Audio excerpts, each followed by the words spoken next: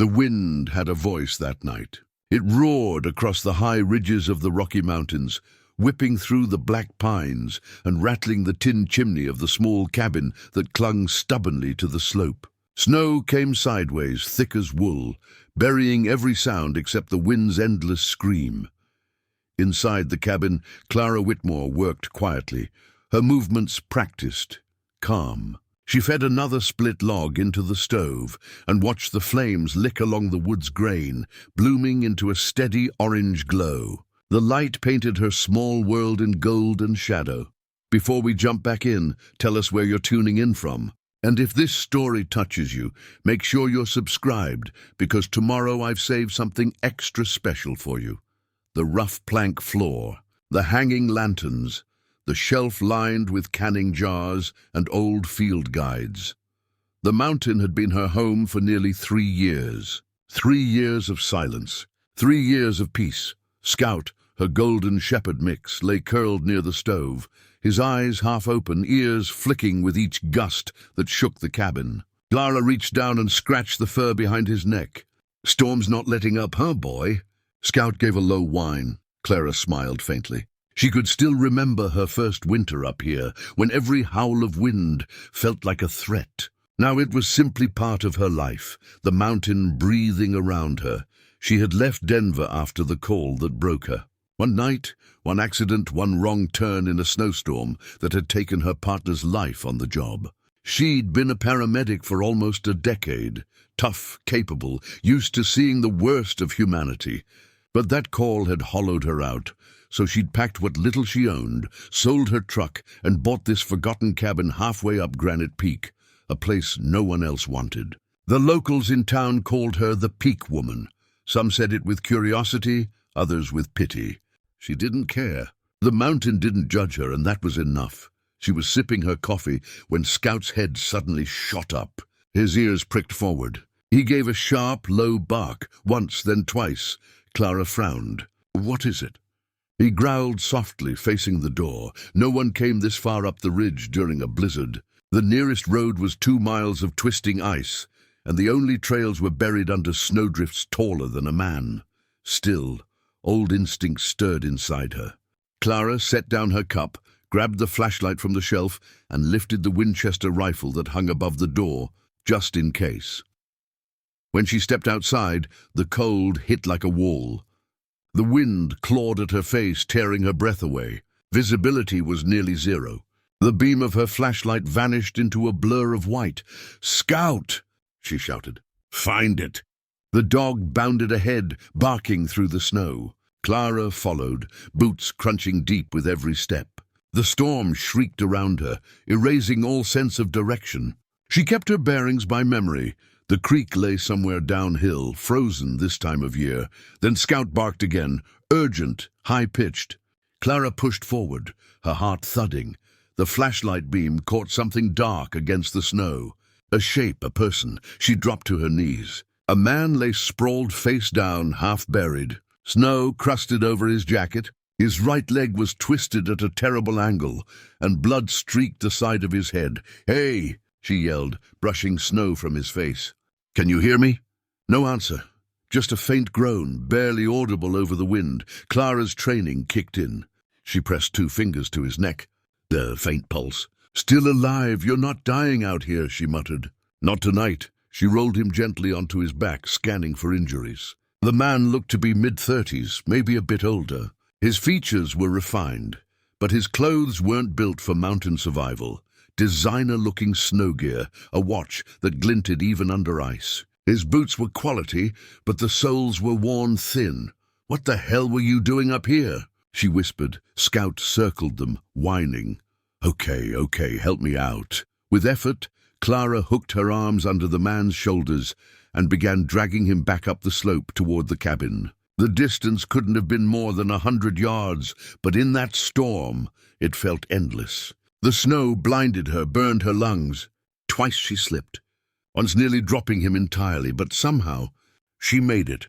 By the time they stumbled inside, she was shaking uncontrollably. Scout barked once as she kicked the door shut and dropped the crossbar. "All right," she panted, dragging the man near the fire. "Let's see what we're working with." She stripped off his gloves, his soaked jacket and his boots. His lips were pale, fingertips bluish. Hypothermia, early stage. She wrapped him in blankets, rubbed his hands to restore circulation, and lit a second lantern for warmth. A shallow gash ran along his temple, bleeding sluggishly. She cleaned it with iodine and pressed a bandage over it. His right leg was definitely broken, probably a tibial fracture, clean but painful. She improvised a splint with a broom handle and strips of flannel. Finally, she poured warm water into a tin mug and coaxed a few sips into his mouth. His eyelids fluttered. "Where?" "You're safe," she said quickly. "You were out cold in the snow. I found you near the creek." He blinked, unfocused. "You shouldn't have—" "Yeah, I hear that a lot."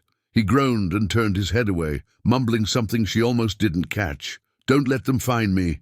Her hands froze mid-motion. "What did you say?" But he was already out again, breathing slow and shallow.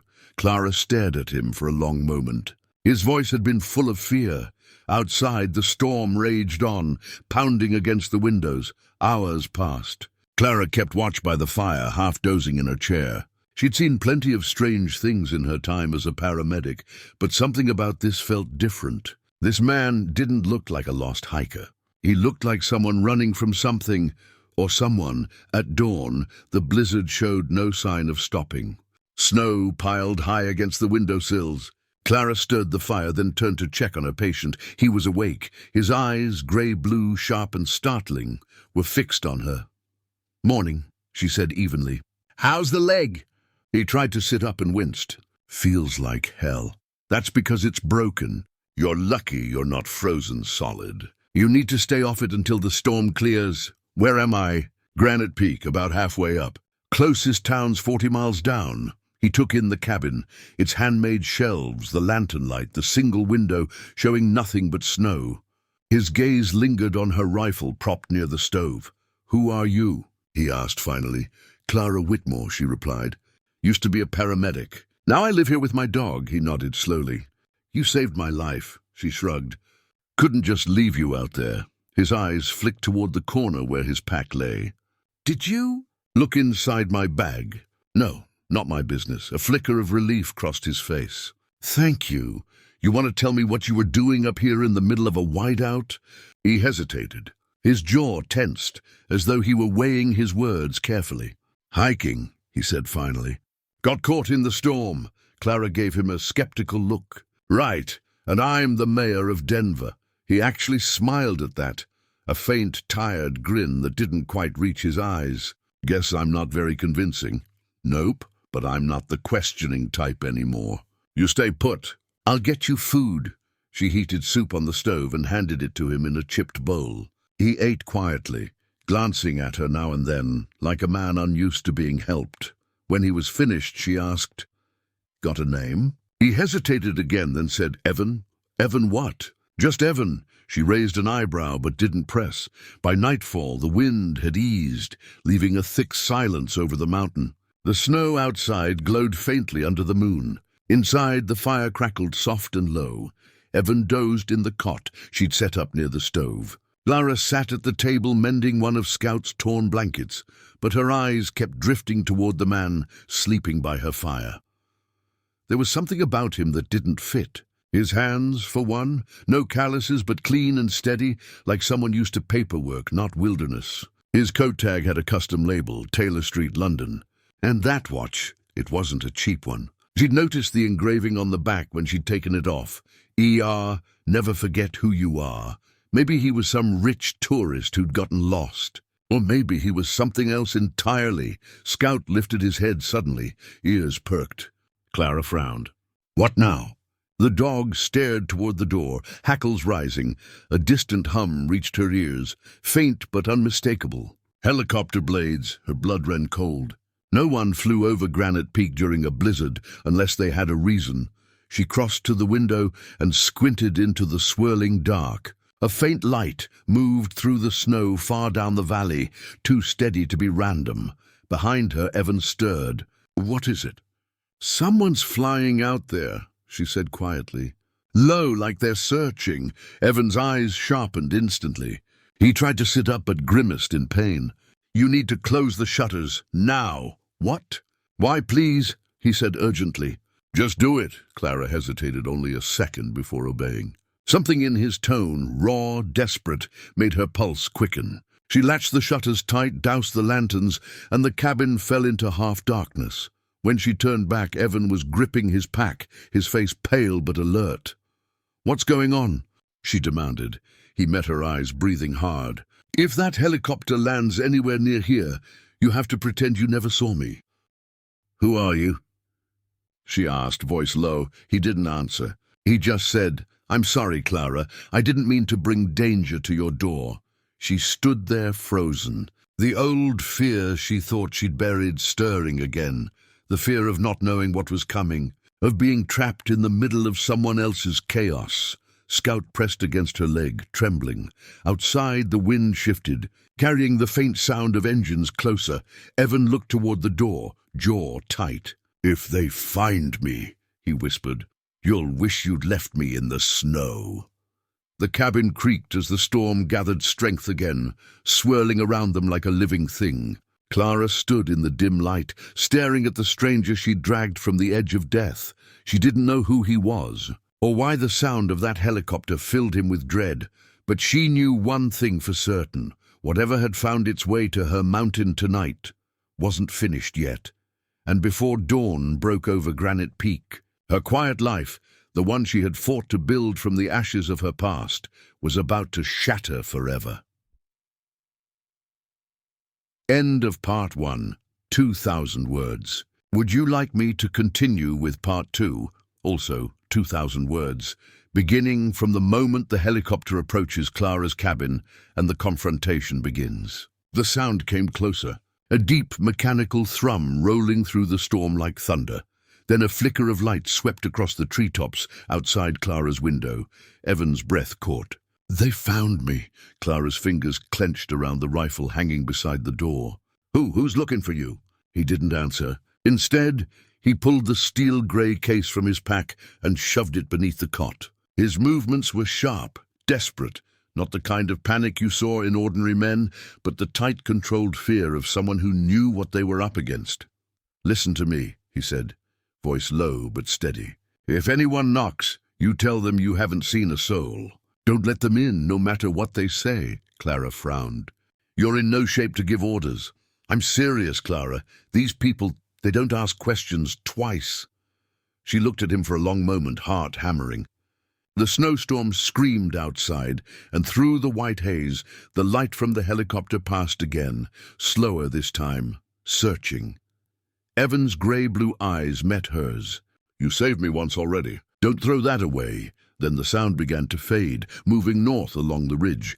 Clara exhaled, tension easing only slightly. "Looks like they're heading off." "Maybe," Evan murmured, "or maybe they're circling back." He sank against the pillow, pale from pain. She wanted to ask 100 questions. Who were they? Why were they hunting him? What's in that damn case? But the exhaustion in his face stopped her. Instead, she crouched beside him. "You've got a broken leg, a concussion, and what looks like a head full of secrets. So unless you want to die out here, you're staying put until the storm clears." A ghost of a smile crossed his lips. "You don't scare easy, do you?" "Used to worse," she replied. He looked like he wanted to say more, but drifted off, finally succumbing to sleep. Clara rose, listening to the wind batter the shutters. Her mind spun. The man was dangerous. Not in the way criminals were, but in the way storms were. Powerful, unpredictable, impossible to ignore. Scout rested his head on her knee, sensing her unease. "Yeah, I know," she whispered. "We're in deep now, buddy." By morning, the blizzard had eased to a steady fall of flakes soft as ash. The mountain was muffled, silent. Clara went outside to clear the drift from the door. The snow was waist-deep, the air so cold her breath crystallized before her face. She shoveled until her arms ached, then turned toward the valley. No sound, no lights, no sign of the helicopter. For the first time in 12 hours, the world felt still again. When she came back inside, Evan was awake, staring at the fire. He looked different in daylight, still pale but composed, every movement deliberate. "Morning?" Clara said, stamping snow from her boots. "You're still alive." "That's a good start," he gave a faint grin. "You always greet people like that?" "Only the ones who nearly freeze to death in my yard." She handed him a mug of coffee. He took it with both hands, wincing slightly. His fingers were shaking. "Not used to the cold?" she asked. "I've seen worse," he said automatically, then paused. "Actually, no, that's a lie," she smirked. "Figured." For a moment they sat in silence, just the crackle of fire and the occasional creak of wood. Clara studied him in the quiet. His clothes were expensive, yes, but his eyes told another story, one of sleepless nights and running too long. Finally, she said, "You going to tell me the truth now?" Evan stared into his mug. "About what?" "About who's chasing you. About that helicopter. About why you said not to let them find you." He was silent for a long moment. Then he sighed. "You ever do something right and still end up the villain?" Clara folded her arms. "Try me. I worked for people who thought they owned the world," he said. "They built it, bought it, crushed anyone who got in the way. I thought I could change things from the inside. I was wrong. Corporate?" He nodded once. "Family, actually." "Ridgewell Industries," Clara froze. "Ridgewell, as in Evan Ridgewell. That Ridgewell?" He met her gaze, expression unreadable. "You know the name?" "Everyone does. Your company builds half the pipelines in the West. Your father's been on the news for months. Fraud, environmental lawsuits." "My father's dead," Evan said quietly. "But his partners aren't, and they're the ones in that helicopter." Clara sank into the chair across from him. "You've got to be kidding me. You're a billionaire's son, running around the mountains in a blizzard." "Not running," he said softly. "Exposing." Her brow furrowed. "Exposing what?" "The truth," he said simply. "I have proof of what Ridgewell Industries did. Illegal dumping, poisoned rivers, bribes. Decades of it. I tried to take it to the board last year. They buried it. So I took the files and left. Now they're trying to erase me before I can speak." Clara let out a slow breath. "That's what's in the case, isn't it?" He hesitated, then nodded. "It's everything. Enough to tear them apart, if it reaches the right people." She stared at the fire, words heavy on her tongue. "And if they find you first?" He looked at her evenly. "Then it all dies with me." For a long while neither spoke. The fire crackled softly, throwing long shadows across the cabin. Clara remembered the faint scar across his jaw, the exhaustion in his movements. He wasn't lying, or at least he believed every word. Finally, she said, "So what's your plan? Wait out the storm and hike down the mountain with a broken leg?" His lips curved into a tired smile. "I was hoping you'd have a better one." She gave a dry laugh. "Lucky for you, I've got a truck. Old, loud, and allergic to cold, but it runs. When the snow settles, I can get you as far as town. From there I can reach my lawyer in Boulder. Once he gets the files, it's over." "Over," she echoed softly. "You sure about that?" He met her gaze. "No, but it's all I've got," Scout barked suddenly. Sharp, alert. Both of them turned toward the window. Clara crossed to the shutters and cracked them open just enough to see outside. The storm had quieted to a soft drift, but movement caught her eye. Tracks in the snow, fresh ones. Evan's hand tightened on the blanket. "They're here," Clara's voice dropped. "They can't be. There's no road. They don't need one." The knock came a minute later, 3 slow raps against the wood. Clara froze. Scout growled low in his throat. Another knock, louder this time. Then a man's voice muffled through the storm. "Ma'am? You in there? We're looking for someone injured." "Saw smoke from your chimney." Clara glanced at Evan. He shook his head urgently. "No." She hesitated only a second before stepping to the door. "Who's asking?" She called. "Search and rescue," the voice replied. "Got reports of a hiker missing in this area." "Got ID?" she said. There was a pause. "We're just trying to help, ma'am," Clara's instincts screamed. She reached for the rifle and kept it low at her side. "No one here but me and my dog," she said loudly. "Storm nearly buried us. You should move on before it hits again." The silence that followed stretched too long. Then another voice, softer, colder, said, "Appreciate your hospitality." Snow crunched outside. Footsteps circled the cabin. Evan's breathing quickened. He gestured toward the cellar door beneath the rug. Clara nodded. Together, they dragged the rug aside and pried open the hatch. "Get in," she whispered. He hesitated. "Clara, go!" He climbed down the ladder, clutching his case. Clara dropped the rug back into place just as another knock rattled the door. "Ma'am, we need to check inside." "It's protocol." She forced her voice to stay calm. "Not without a warrant, it isn't. Won't take but a minute. Then you can come back when the storm's over." The knob turned, locked.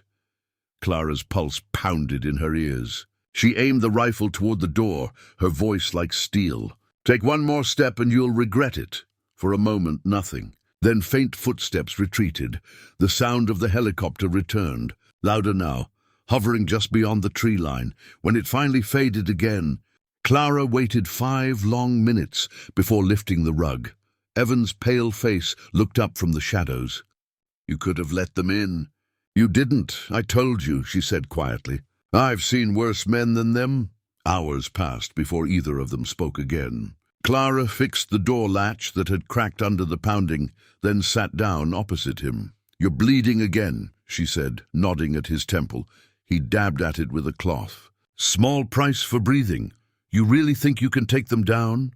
"I don't know," he admitted. "But someone has to try." Clara studied him. She'd met plenty of people who ran. From trouble, from guilt, from life itself.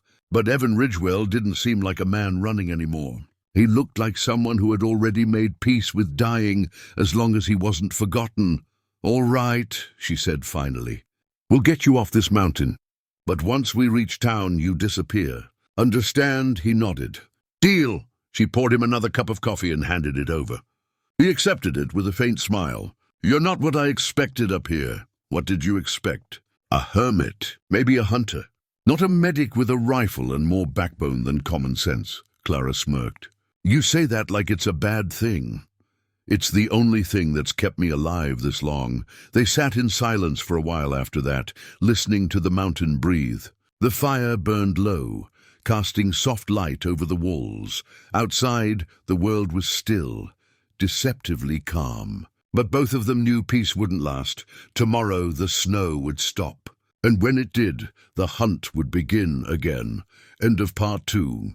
2,000 words. Would you like me to continue with part 3, another 2,000 words, where Clara and Evan attempt to escape the mountain while the men return in daylight to search the ridge? The storm had passed, but the mountain was still heavy with silence. Snow clung to the pines like ghosts refusing to leave, and the wind whispered secrets only the mountain could understand.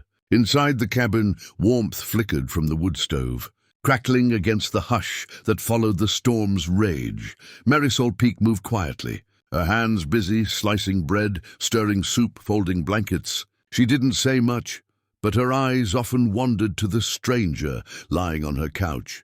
The man had slept through most of the night and into the late morning. He looked not ordinary. His clothes were quality made, the kind that didn't belong to men who hiked these mountains. His jacket was torn, yes, but the fabric, a weatherproof shell embroidered faintly with the logo of a company Marisol couldn't place, looked expensive. His hands, though roughened by cold, were too smooth for a logger or miner. And then there was his watch, a sleek black titanium thing, cracked at the face but still ticking silently.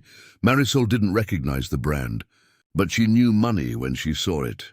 When he stirred finally, his groan was low and strained, like his body had been carrying something far heavier than just the snow. Marisol turned, resting a hand on the counter as his eyes fluttered open. They were blue, not the gentle kind, but piercing, a storm trapped behind glass. He blinked, confusion washing over his face as he sat up slowly. "Where am I?" His voice was hoarse, but there was a refinement to it, the type that didn't come from these parts. Marisol wiped her hands on her flannel shirt. "You're safe. You were caught in the blizzard last night. I found you half buried near the ridge." He winced, touching his temple. "The ridge? God, I don't remember much after the fall." "I'm not surprised," she said softly, crossing to hand him a cup of water. "You were half frozen." He drank greedily, the tremor in his hand faint but telling. "Name?" she asked. He hesitated a fraction too long. "Eli." She raised a brow. "Just Eli?" His lips quirked faintly. "For now.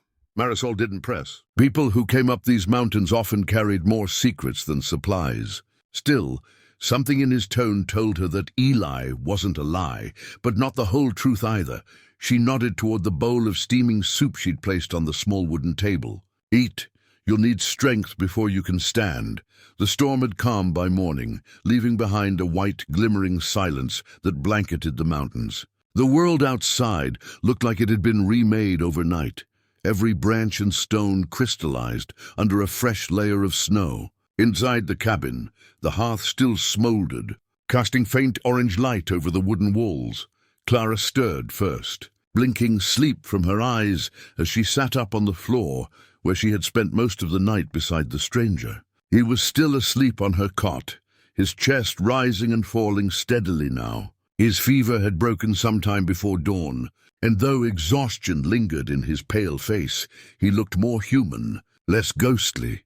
Clara pulled her blanket tighter around her shoulders and stood, stretching sore muscles. She poured herself a tin cup of lukewarm coffee from the kettle she'd set near the fire hours earlier. The first sip burned her tongue, but reminded her she was alive and that she wasn't alone anymore. She studied the man as he slept. His beard was coarse and dark against the pallor of his skin, and his hair, still damp from melted snow, curled near his temple. His clothes were expensive, though torn and muddied by the storm. A tailored jacket with leather trim, wool trousers, and boots that looked handmade. Not a typical hiker's outfit. Something didn't add up. "Who are you?" she murmured softly. As if in answer, he groaned and shifted under the blanket. Clara set her cup down and moved closer. His eyelids fluttered before he looked up at her, confusion flickering in his grey-blue eyes. "You're awake," she said quietly. "How are you feeling?" He blinked, disoriented. "Cold, but better, I think." "Where am I?" "My cabin," she replied. "Near Elk Ridge. You collapsed in the snow yesterday. Lucky I found you before the wolves did." His lips curved faintly at that, though it didn't quite reach his eyes. "Then I owe you my life, Miss—" "Clara," she supplied. "Clara Whitlock." "Clara." He said her name as though testing its shape. "Thank you, Clara." He tried to sit up, wincing as pain rippled through his body. She quickly steadied him with a hand. "Easy. You've got a nasty gash on your leg and a possible concussion. You shouldn't move too much yet." He looked down, grimacing at the bandaged wound. "You did this?" She nodded. "I've had enough accidents up here to know how to treat one." He managed to smile, weary but sincere. "Then I owe you more than thanks," Clara shrugged. "Just get well enough to walk out when the road clears. That'll be enough." Silence hung between them, broken only by the crackle of the fire and the wind sighing through the chimney. After a moment he said, "I should tell you my name. It's Nathan. Nathan Hale." She tilted her head slightly. "That sounds familiar, probably because there's a famous one from the Revolution," he said with a small grin. "I'm not that brave." Clara chuckled softly but studied him a moment longer. Something about him still gnawed at her, the way he spoke, careful yet rehearsed, like someone used to controlling a conversation. "You were out here alone?" she asked. "Most people don't hike Elk Ridge in late October, especially during a storm." Nathan hesitated. "I wasn't exactly hiking," he admitted. "I was trying to get away." "From what?" He sighed and looked toward the frosted window. "Complications." Clara folded her arms. "That's not much of an answer." He turned back to her then, his expression softening. "Let's just say I needed to disappear for a while. But I didn't plan on disappearing into a blizzard. Lucky for you, I found you first," she said. "Otherwise, you'd be frozen halfway down the ridge." He nodded slowly. "I believe you." A long silence followed, heavy with unspoken questions. Clara wanted to pry further, but something in his eyes warned her not to push. So instead she poured him a cup of coffee and handed it over. He took it gratefully, sipping as though it were the first warmth he'd felt in years. Outside, the light brightened as the sun climbed higher. Through the frost-patterned window, the snow glittered like powdered glass.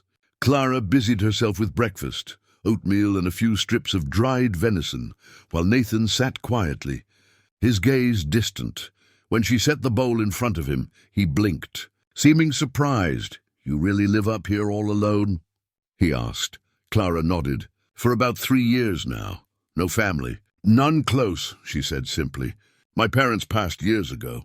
My sister lives down in Denver, but city life never suited me.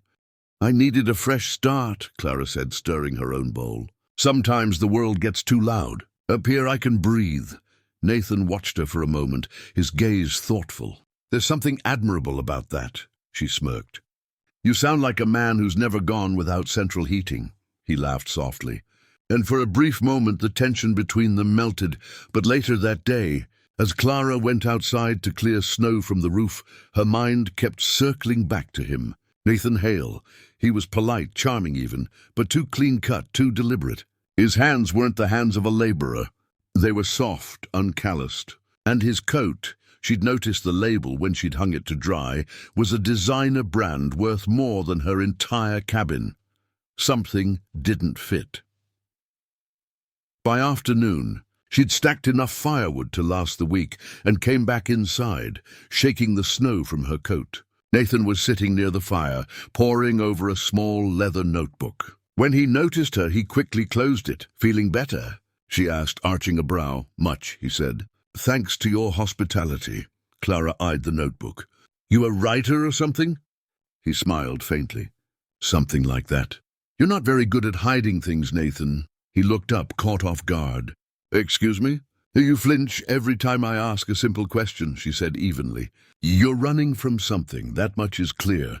But it's not the weather, and it's not just complications. So, what's the truth? For a long time, he said nothing. The fire crackled, and outside the wind picked up again, brushing snow against the door like a whisper. Then finally Nathan sighed. You're right, he said quietly. I'm not a hiker. I'm not even supposed to be here. Clara waited. My name really is Nathan Hale, he continued, but not the one from history. I run a company, or rather I did. Hale Dynamics. Maybe you've heard of it.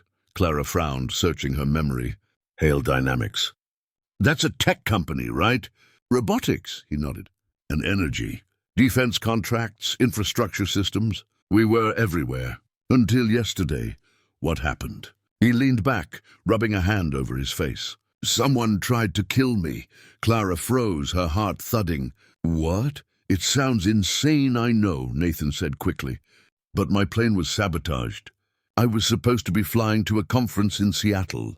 The engines failed mid-flight, and I barely got the emergency chute open before the crash. I ended up in the mountains. Your mountains. Clara stared at him. So you're saying someone tried to assassinate you? He nodded grimly. There's a power struggle in the company. I was close to exposing a major internal fraud. Billions in diverted funds, black contracts. Someone inside didn't want that getting out.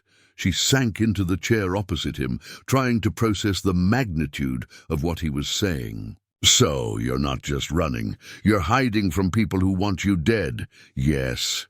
Silence fell again.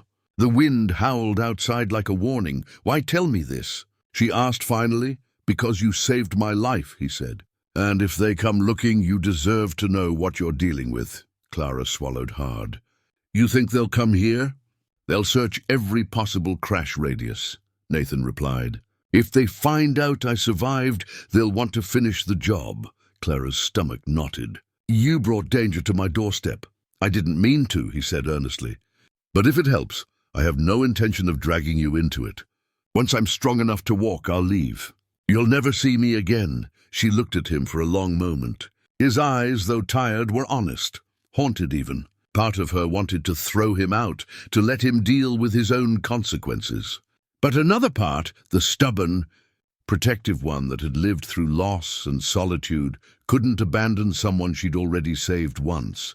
You're not going anywhere until your leg heals, she said finally. And if what you're saying is true, walking out in the open is suicide anyway.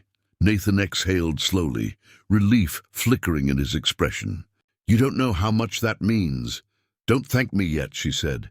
If someone shows up at that door, I'll need to know how to protect us both. He gave a faint, almost admiring smile. You're not easily rattled, are you, Clara?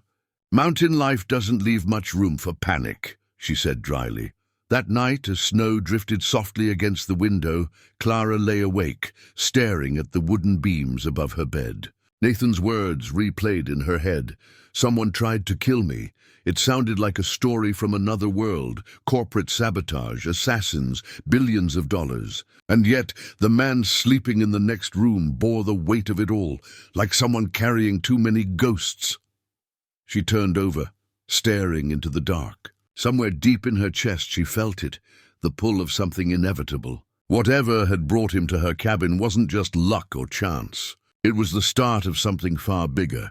And in the morning, when a black SUV's tires crunched faintly through the frozen snow outside her cabin long before dawn broke, she realized just how right she was. The first sound was subtle, the crunch of tires over hard-packed snow, slow and deliberate, like something alive and cautious. Clara awoke instantly. The air was bitter cold, her breath visible in the darkness of her cabin. For a moment she thought she'd dreamed it. Then came the faint hum of an engine idling. Someone or something was outside. She rolled quietly out of bed, grabbed her wool coat from the chair and pulled it over her nightshirt. The fire had burned low, just embers and smoke now, and the silence felt heavier than the snow pressing against the roof. From the small window, she saw them, twin headlights glowing pale in the fog like ghost eyes. A black SUV, matte and unfamiliar, sat at the end of her narrow path. Its engine cut off, and three silhouettes emerged, dark shapes against the white. Her heart thudded once, twice. They found him. Clara turned, her pulse hammering, and moved quickly toward Nathan's room. He was awake already, sitting up, his face pale and grim. He must have heard the engine too. "They're here," she whispered. Nathan swung his legs off the bed, wincing as pain shot through him. "How many?" "3, she said. "SUV, black, no plates that I can see." He inhaled slowly, bracing himself. "Then they know I'm alive." Clara's instincts kicked in. "You can't move fast on that leg. There's a back way through the cellar. It leads to a service trail down the ridge, but it's steep and iced over. You won't make it far." "I can't run," he admitted. "And if they're who I think they are, hiding won't help either." Clara's eyes darted toward the rifle hanging on the wall near the door. She grabbed it. Nathan's brow furrowed. "You know how to use that?" "I know how to hunt," she said sharply, checking the chamber. "And defend myself." He almost smiled despite the fear tightening the air. "Remind me not to underestimate you again." "Stay here," she ordered. "If anything happens, there's a trap door under the kitchen rug. Crawl space leads to the old root cellar. Go there and stay quiet. Clara, do it," she hissed. She pulled on her boots and stepped to the door, heart pounding so hard she could feel it in her throat. The knock came just as her hand touched the latch. 3 slow, deliberate raps. "Miss Whitlock," a deep voice called. "We're from the Forest Service. Checking for storm survivors." Her blood ran cold. No one from the Forest Service came up here without notice, and certainly not in unmarked vehicles. Clara tightened her grip on the rifle. "Forest Service doesn't run black SUVs," she said through the wood. Silence. Then the voice replied, smooth and controlled. "Miss Whitlock, this area's under investigation after a plane went down. We have reason to believe someone may be injured nearby. Please open the door." She glanced toward Nathan. He shook his head once, firm and slow. "They're lying," he mouthed. Clara swallowed hard. "You can talk from there," she said. "No one's injured here," the voice sharpened. "Ma'am, if you don't open this door, we'll have to assume you're obstructing a federal investigation. Then get a warrant," she shot back. The silence that followed wasn't just quiet, it was dangerous. Then came the sound of boots crunching in snow, circling her cabin. Shadows moved across the frosted window panes. Nathan limped toward her, whispering, "They'll break in if you don't let them think you're compliant." "Stall them!" She turned to him, whispering back, "And what'll you do?" "You can barely stand." "I'll buy us time," he said, gripping the side of the table for balance. "If they want me alive, they'll hesitate to shoot." But Clara wasn't about to let him surrender. She stepped closer to the door again, keeping her voice steady. "You've got no right to be on my land," she said. "Turn around and go back the way you came." The reply was the metallic click of a safety being released. Not good. The next moment shattered the night. The door burst inward, snow exploding across the floor. Clara stumbled back, the rifle raised. 3 men in tactical gear flooded the entryway, faces hidden behind black masks. Down. One barked. Clara fired, not to kill but to warn. The bullet slammed into the doorframe, inches from the lead man's shoulder, sending splinters flying. He ducked, cursing. "Nathan!" She yelled. "Go!" He hobbled toward the kitchen as 2 of the intruders advanced. The third hung back near the threshold, barking into a radio. Clara backed toward the hearth, reloading, every nerve screaming. The air filled with smoke and shouts. One of the men lunged, grabbing for her rifle. She swung the butt hard into his jaw, heard the crunch, and he went down with a groan. The second man lunged at her from the side, grabbing her arm, twisting. The rifle clattered to the floor. She slammed her elbow into his ribs, breaking free just long enough to grab the iron poker from beside the fire. The poker came down hard across his forearm, and he yelped, staggering. Clara's chest heaved. She wasn't trained for this. She just had instinct and anger, but it was enough. The first man was already stirring, blood on his lip. "We don't want you, lady," he snarled. "We just need him." Clara's grip tightened on the poker. "Then you'll have to get through me first." From the kitchen, she heard the faint creak of the trap door opening. Nathan was crawling down. Good. The lead man raised his weapon again, non-lethal but heavy, a stun baton by the look of it. "Don't make me—" He froze mid-sentence. A deafening crack split the air. A warning shot, but not from Clara's rifle. From outside, all 3 men stiffened. The one with the radio barked, "We've got company!" Another shot echoed from the ridge. Then headlights appeared. 2 more vehicles coming up the path, moving fast. Clara dropped behind the wood stove, heart racing. Through the window, she saw a convoy of snowmobiles sliding into view, local sheriff's units. The intruders cursed, retreating fast. "Grab him!" one yelled. "He's got to be inside!" But before they could move, a voice rang out through a megaphone from outside. "Sheriff's Department. Drop your weapons and step away from the cabin." Chaos erupted. The men bolted for the back door, vanishing into the snow like ghosts. Within seconds, the black SUV peeled backward, fishtailing down the icy road as the sheriff's snowmobiles closed in. Then, silence again. Clara stayed crouched, breath ragged until she heard a heavy knock, this one firm. Authoritative, real. "Miss Whitlock?" "Sheriff Danvers. You all right in there?" She stood slowly, lowering the poker. "1 second," she called, moving carefully toward the door. When she opened it, the sheriff stood there, a burly man in his 50s with a mustache frosted with snow. 2 deputies flanked him, rifles ready. "You picked a hell of a time to have visitors," he said, scanning the room.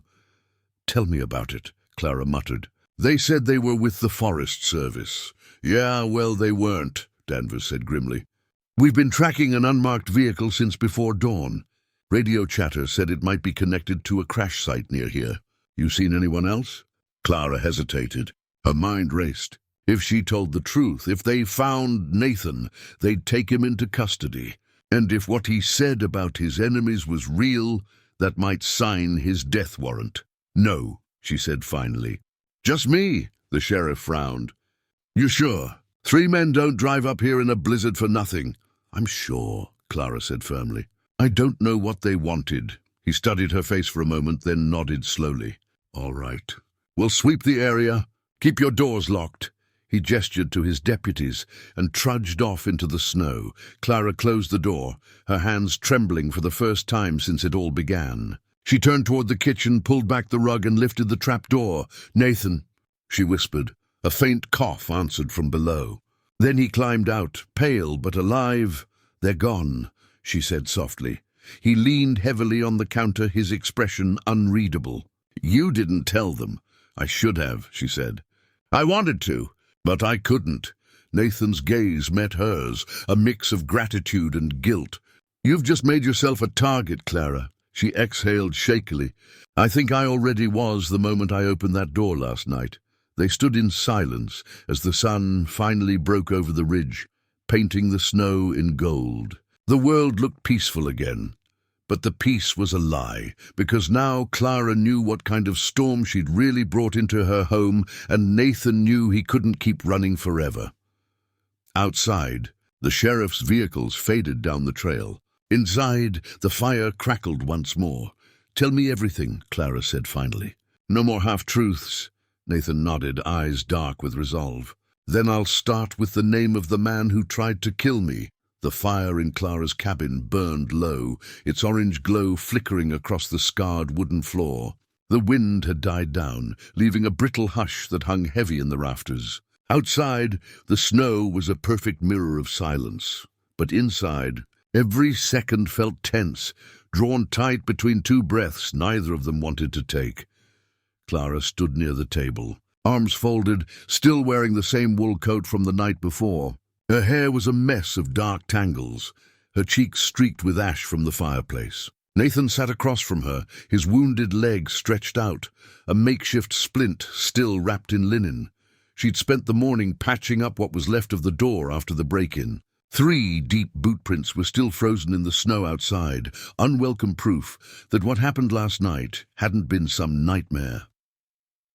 "Start talking," she said finally, her voice quiet, but sharp as glass. "Who's the man who tried to kill you?" Nathan hesitated, staring into the fire.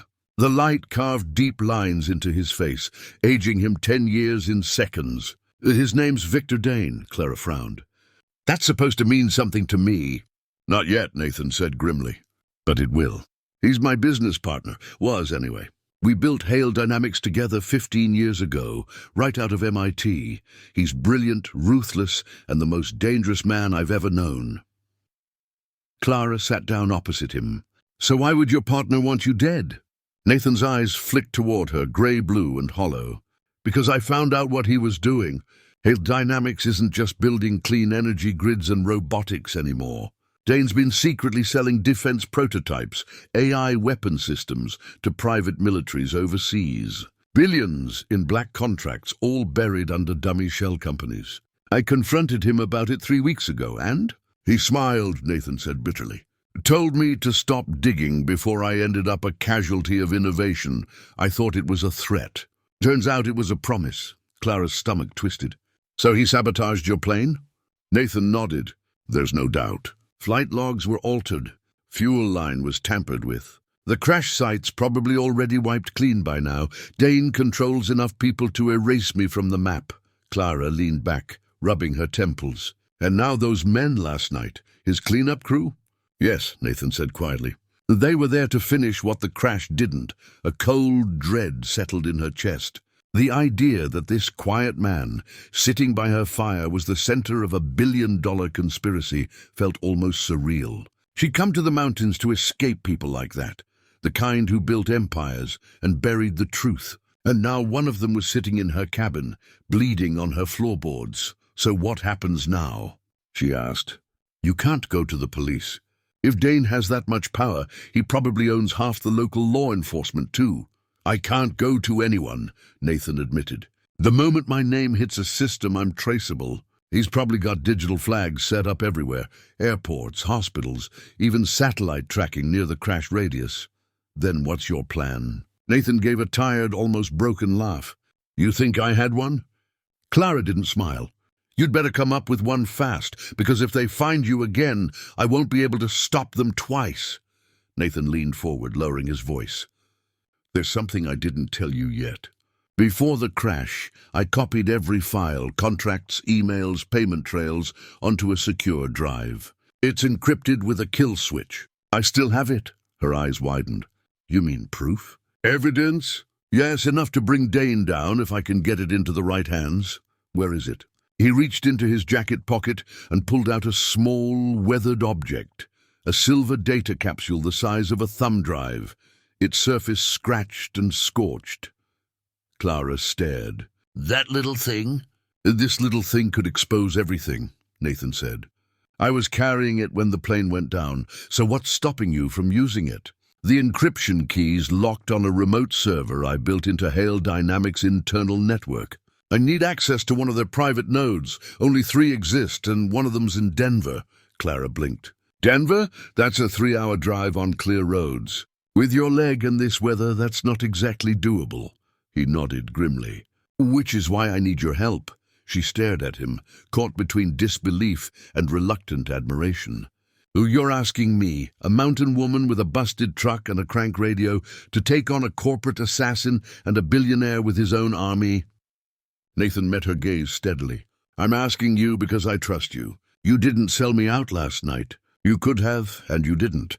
For a moment, the only sound was the wind breathing against the window. Clara looked away, jaw tightening. She'd lived alone for years, keeping her world small and safe. Now this man had dragged a hurricane into her quiet life. Trust isn't a luxury I deal in, she said finally. But fine, you've got one shot at this. We get to Denver, you plug in that thing, and then you disappear. For good, Nathan nodded. Agreed. Good, she said. Because I'm not dying for your secrets. The poker came down hard across his forearm, and he yelped, staggering. Clara's chest heaved. She wasn't trained for this. She just had instinct and anger, but it was enough. The first man was already stirring, blood on his lip. We don't want you, lady, he snarled. We just need him. Clara's grip tightened on the poker. Then you'll have to get through me first. From the kitchen, she heard the faint creak of the trap door opening. Nathan was crawling down. Good. The lead man raised his weapon again, non-lethal but heavy, a stun baton by the look of it. Don't make me... He froze mid-sentence. A deafening crack split the air. A warning shot, but not from Clara's rifle. From outside, all three men stiffened. The one with the radio barked, "We've got company!" Another shot echoed from the ridge. Then headlights appeared. Two more vehicles coming up the path, moving fast. Clara dropped behind the wood stove, heart racing. Through the window, she saw a convoy of snowmobiles sliding into view, local sheriff's units. The intruders cursed, retreating fast. "Grab him!" one yelled. "He's got to be inside!" But before they could move, a voice rang out through a megaphone from outside. "Sheriff's Department. Drop your weapons and step away from the cabin." Chaos erupted. The men bolted for the back door, vanishing into the snow like ghosts. Within seconds, the black SUV peeled backward, fishtailing down the icy road as the sheriff's snowmobiles closed in. Then, silence again. Clara stayed crouched, breath ragged until she heard a heavy knock, this one firm. Authoritative, real. "Miss Whitlock?" "Sheriff Danvers. You all right in there?" She stood slowly, lowering the poker.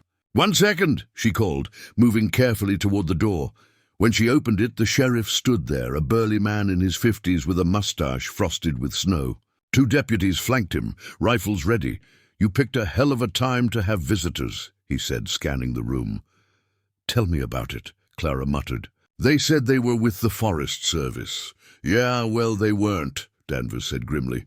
"We've been tracking an unmarked vehicle since before dawn. Radio chatter said it might be connected to a crash site near here. You seen anyone else?" Clara hesitated. Her mind raced. If she told the truth, if they found Nathan, they'd take him into custody. And if what he said about his enemies was real, that might sign his death warrant. "No," she said finally. "Just me," the sheriff frowned. "You sure? 3 men don't drive up here in a blizzard for nothing." "I'm sure," Clara said firmly. "I don't know what they wanted." He studied her face for a moment, then nodded slowly. "All right. We'll sweep the area. Keep your doors locked." He gestured to his deputies and trudged off into the snow. Clara closed the door, her hands trembling for the first time since it all began. She turned toward the kitchen, pulled back the rug and lifted the trap door. "Nathan," she whispered. A faint cough answered from below. Then he climbed out, pale but alive. "They're gone," she said softly. He leaned heavily on the counter, his expression unreadable. "You didn't tell them." "I should have," she said. "I wanted to, but I couldn't." Nathan's gaze met hers, a mix of gratitude and guilt. "You've just made yourself a target, Clara." She exhaled shakily. "I think I already was the moment I opened that door last night." They stood in silence as the sun finally broke over the ridge, painting the snow in gold. The world looked peaceful again. But the peace was a lie, because now Clara knew what kind of storm she'd really brought into her home, and Nathan knew he couldn't keep running forever. Outside, the sheriff's vehicles faded down the trail. Inside, the fire crackled once more. "Tell me everything," Clara said finally. "No more half-truths." Nathan nodded, eyes dark with resolve. Then I'll start with the name of the man who tried to kill me. The fire in Clara's cabin burned low, its orange glow flickering across the scarred wooden floor. The wind had died down, leaving a brittle hush that hung heavy in the rafters. Outside, the snow was a perfect mirror of silence.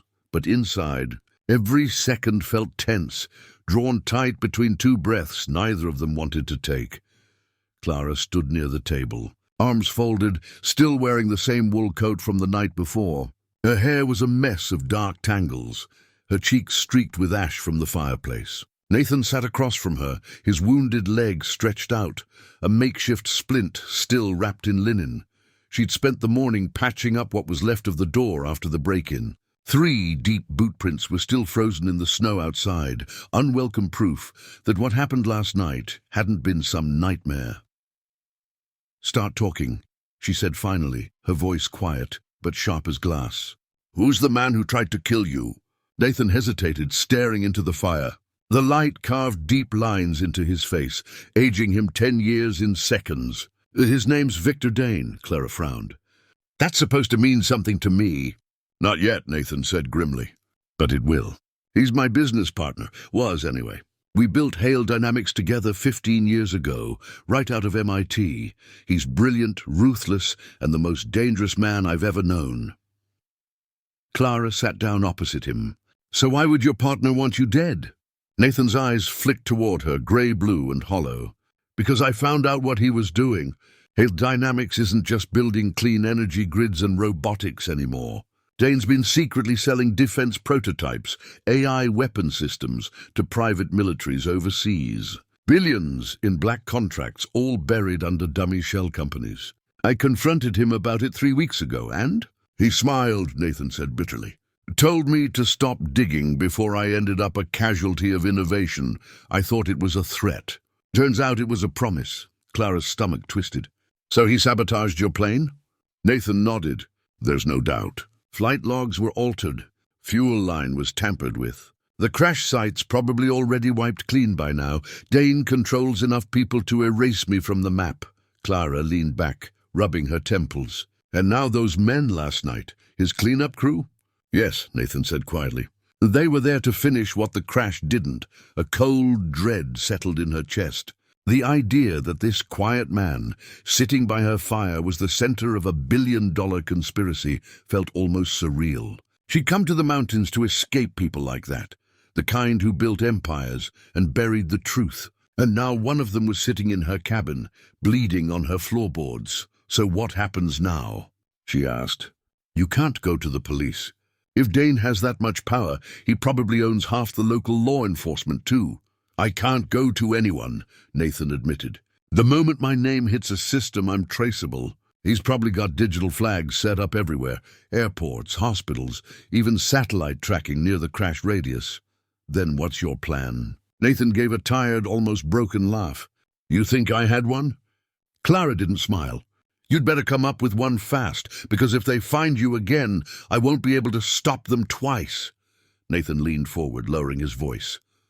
"There's something I didn't tell you yet. Before the crash, I copied every file, contracts, emails, payment trails, onto a secure drive. It's encrypted with a kill switch. I still have it." Her eyes widened. "You mean proof?" "Evidence? Yes, enough to bring Dane down if I can get it into the right hands."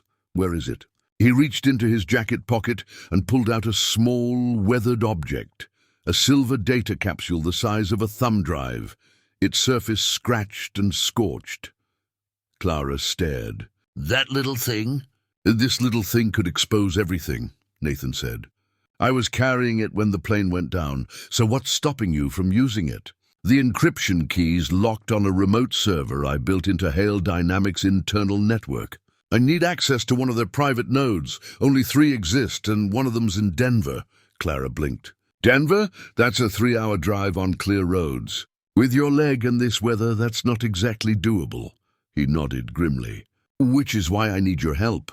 She stared at him, caught between disbelief and reluctant admiration. "You're asking me, a mountain woman with a busted truck and a crank radio, to take on a corporate assassin and a billionaire with his own army?" Nathan met her gaze steadily. I'm asking you because I trust you. You didn't sell me out last night. You could have, and you didn't. For a moment, the only sound was the wind breathing against the window. Clara looked away, jaw tightening. She'd lived alone for years, keeping her world small and safe. Now this man had dragged a hurricane into her quiet life. Trust isn't a luxury I deal in, she said finally. But fine, you've got one shot at this. We get to Denver, you plug in that thing, and then you disappear. For good, Nathan nodded. Agreed, good, she said, because I'm not dying for your secrets. The next 2 days were spent in tense preparation. The storm had eased, leaving a brittle cold that froze everything solid. Clara fixed her old Chevy pickup using spare parts from a snowblower and a prayer. Nathan spent the hours mapping coordinates and scribbling in his notebook, his mind racing through code and contingency plans. At night, he'd fall asleep by the fire while Clara sat awake, rifle across her knees, watching the shadows crawl over the window. She'd never trusted easily, not since her father's death. Not since she'd left Denver behind years ago after her life fell apart. But Nathan's quiet persistence, the way he asked about her instead of talking only about himself, chipped away at her walls. How long have you been up here? He asked one night, voice soft. 3 years, she said. Bought the place after the divorce. He looked surprised. Divorce? Yeah, city life chewed me up, spat me out. I lost a lot. My job, my marriage, my sense of who I was. Out here I found something close to peace. Nathan nodded slowly. And then I showed up, Clara smirked. And you ruined it completely. He laughed quietly, then sobered. I'm sorry for that. Don't be, she said. You didn't choose to crash in my backyard. But something flickered in his eyes, a kind of guilt deeper than words. Maybe I did, he murmured. Or maybe fate decided for me. By the 3rd morning, the roads had cleared enough to risk the drive. Clara packed supplies, canned food, blankets, extra gas, her rifle, and helped Nathan into the truck. His leg was still weak, but the adrenaline in him made up for it. The descent from the mountain was slow, treacherous. The tires crunched over ice as the world opened up around them, white ridges and valleys stretching endless beneath a pale winter sky. For the first hour, they said nothing. Then Clara broke the silence. You sure about this Denver node? You said there were 3. The other 2 are overseas, Nathan said. Tokyo and Berlin. Denver's the only one I can access without crossing an ocean. And it's inside one of our satellite research offices. Small footprint. Less security. Less security sounds good, she muttered. They reached the main highway by noon. The landscape flattened into fields of frost and shadow. Civilization crept back slowly, gas stations, signs, the faint hum of cell towers. Nathan had been right to worry. The moment they passed through a small town called Silver Creek, Clara spotted it, a black SUV in her rearview mirror. Her hands tightened on the wheel. We've got company, Nathan turned, eyes narrowing. How close? 3 car lengths, he cursed under his breath. They must have traced the crash radius and tracked tire impressions. They're not giving up, Clara's pulse spiked. What do we do? Take the next right, Nathan said quickly. There's an old service road that loops through a canyon. They'll lose visibility there. She swerved off the main highway, snow kicking up behind them. The truck roared as she pushed it harder, tires skidding over frozen gravel. The SUV followed, headlights bouncing through the trees. Nathan gripped the dash. You sure this thing holds together? No, Clara said, jaw tight. But she's got heart. They tore down the canyon road, weaving between pine shadows and sharp bends. The SUV tried to close in, its engine snarling. Then, like a miracle, Clara spotted a narrow logging trail branching off to the left. Hold on, she said, spinning the wheel. The truck fishtailed, slid sideways, then caught traction again. The SUV overshot the curve, its tires screeching as it skidded into a snowbank. Clara gunned the gas, flying down the hidden trail until the sound of pursuit vanished behind them. When they finally slowed, both of them were breathing hard. Nathan's face was pale but alive. You drive like someone who's done this before, he said, half in awe. Clara smirked. Ex-husband taught me how to race dirt bikes. Guess he was good for something. Nathan laughed, genuine, tired, grateful. Remind me to never underestimate mountain women again. They parked beneath a thick stand of pines, engine idling softly. The sun was dipping low, turning the snow gold. Clara looked at him. We can't keep outrunning them. Once we hit Denver, they'll be waiting. Nathan nodded, gaze hardening. Then we make them come to us, on our terms. And how do we do that? He reached into his jacket and tapped the data drive. By letting Dane think I'm dead. Until I press send. Clara stared at him for a long moment, realizing just how far this would go and how much danger she'd stepped into.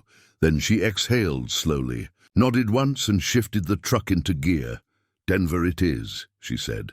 Let's finish this. As they drove into the sinking light, snow rising behind them like smoke, Clara couldn't shake the feeling that this wasn't just Nathan's fight anymore. It was hers too. And in Denver, the storm waiting for them wouldn't come from the sky. It would come from the man Nathan called his brother. Up next, we have 2 more incredible stories that are waiting for you. Just click the image you want to watch and it will take you there. If you enjoyed this video, make sure to subscribe. It would mean a lot.